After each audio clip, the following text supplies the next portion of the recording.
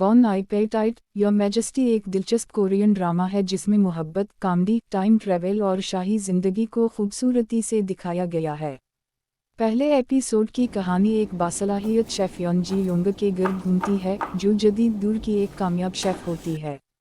वो एक बड़ी कुकिंग मुकाबले में हिस्सा लेती है और अपनी बेहतरीन डिश बनाकर सबको हैरान कर देती है।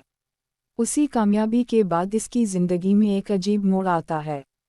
एक दिन सफ़र के दौरान इसके हाथ एक पुरस्कार पुरानी किताब लगती है।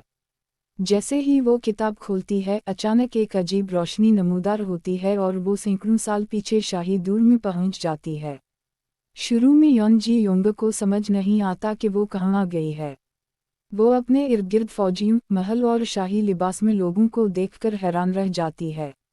उसी दौरान इसकी मुलाकात बादशाह ली हेवन से होती है, जो सख्त मिजाज और ताकतवर हुक्मरान होता है।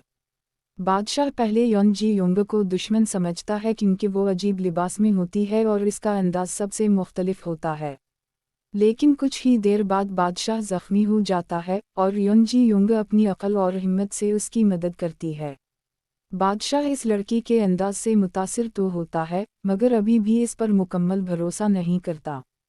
बाद में जब योन जी योंग अपने जदीद दौर के खाने बनाने की सलाहियत दिखाती है और एक ख़ास डिश तैयार करती है, तो बादशाह हैरान रह जाता है।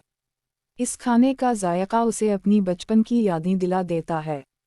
ये लम्हा दोनों किरदारों के दरमियान एक ख़ास ताल्लुक़ की शुरुआत बन जाता है। पहले एपिसोड के आखिर में नाज़रीन को महसूस होता है कि ये सिर्फ खाने की कहानी नहीं बल्कि मोहब्बत, राज और किस्मत की एक मुनफरिद दास्तान है। आगे की कहानी में योन जी योंग को शाही महल में जिंदा रहने, साजिशों का मुकाबला करने और अपने दिल की आवाज़ सुनने का चैलेंज मिलता है।